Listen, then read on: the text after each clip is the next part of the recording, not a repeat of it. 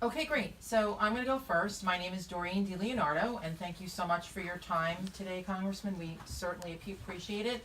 I'm not new to the political volunteering and activism. I'm a member of the Saul Weprin Democratic Club.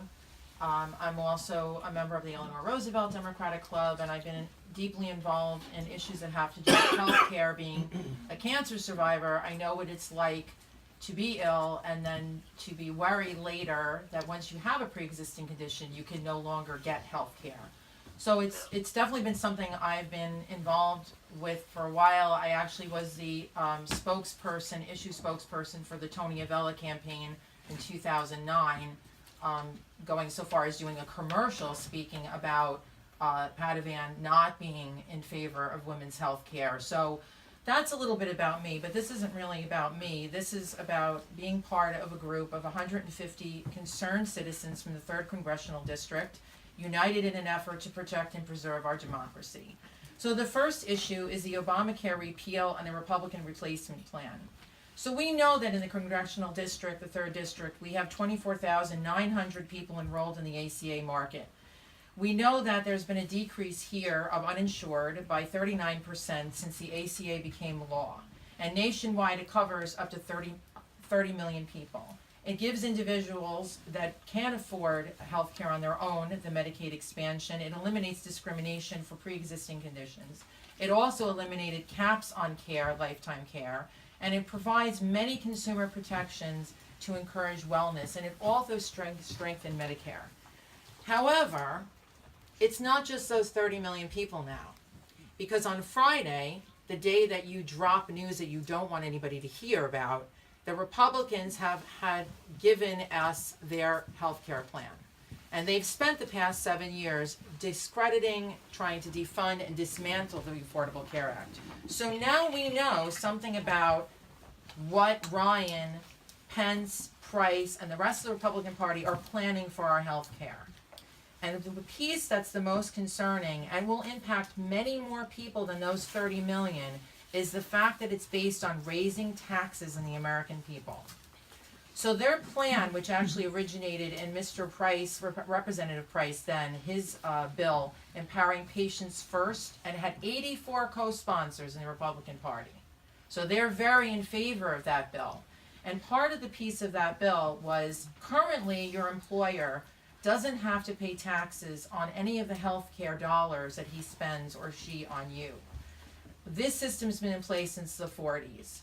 So what the Republicans want to do is they want to tax the money that is spent on health care for you, and they want the employer to pay taxes on that, and also the employee, because they want to get that revenue. It's like $216 billion of lost revenue. So they want to take that money from us to fund their health care system. So Ryan's proposal represents a large tax increase that's anti-business and punishes work. That sounds like something they'd say about Obamacare. Interesting, right? So now we know that it's not just the 30 million people in Obamacare that are going to lose if it is replaced by their plan. We know that there's going to be an impact on about 85% of the people in this district and all over the country, because most people get their insurance through their employer. So now that we know part of what they're going to do, we would be very happy to have, see you inform the American people the plan to raise their taxes and also to give them poorer coverage, because of course their plan is based on age, not income. So somebody who's 64 years old, who is a millionaire, is going to be treated with better coverage than the person that works at Starbucks who's 24 making a minimum wage. We'd also like to see you reject any plan that would not include the Medicaid expansion, and if you could state this on the House floor, that you would reject any costs that shift costs to the middle class, and reject any plan that would increase premiums for people with pre-existing conditions. We would ask and we would hope that you would inform the American people of these plans and reject any of these elements that would be taken out of the healthcare system that we have presently. That would be me done. She's finished. I took a breath finally. That's great stuff, and I'll be happy to do that. And like I said, if there's something, we'll do it ourselves.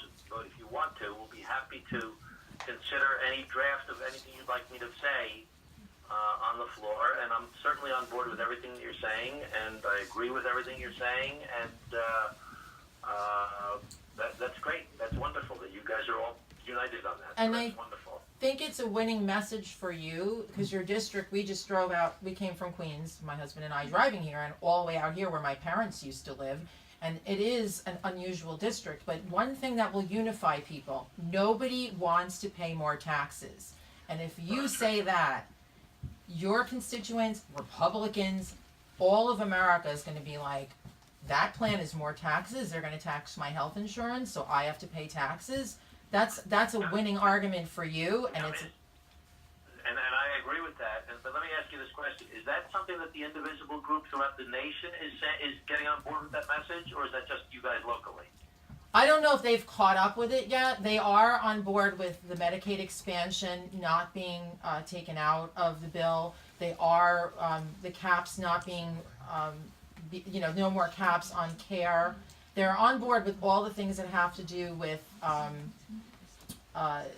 dismantling Obamacare, basically, basing on. But the taxes issue may be harder to get unity on. So. It might be, but I think for you in this district, just because I've lived all around this district and I know how people operate, and I know that it's a difficult one. Raising taxes is never a popular. Nobody wants their taxes raised. It's like really rough. Yeah, especially the higher income people. My family is partially from Old Westbury, and they don't like to pay taxes as much as the people in Bayside don't like to pay taxes. So, I think it's a winning issue, a winning message, to blow a hole in, this plan that they have, because that's where they want to get the money from.